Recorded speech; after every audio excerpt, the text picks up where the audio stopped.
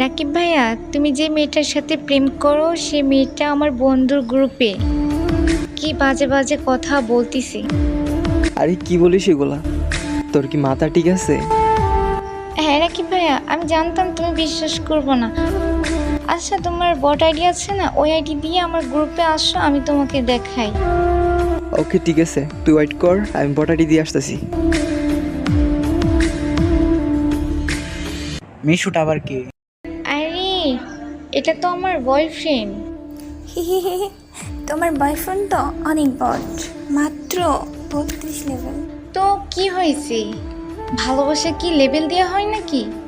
হয়েছে, এত ভালোবাসে দেখাইতে হবে না। আমার বয়ফ্রেন্ডের লেভেল কত জানো? 80 লেভেল, 80। হ্যাঁ, ওর কয়টাই বোগান আছে জানো? আর আমার বয়ফ্রেন্ডের তো কালেকশনের অভাব নেই।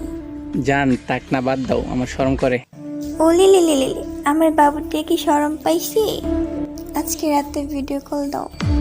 দুষ্টামি কাকে বলি বুঝে বলো। ছি, তোমার কাছ থেকে এটা আশা করি নাই। মানে কি? আপনার বয়সটা তো চিনা চিনা লাগতেছে। আসলে আপনি কে?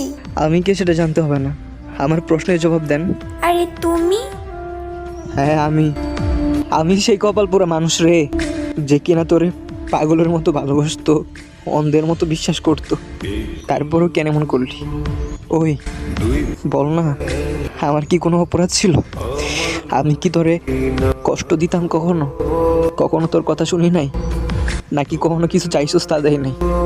বল না একবার, কি দেয় নাই আমি তোর জন্য? আরে রাকিব, তুই কে রে ভাই? আরে ধর, তুমি চুপ থাকো তো।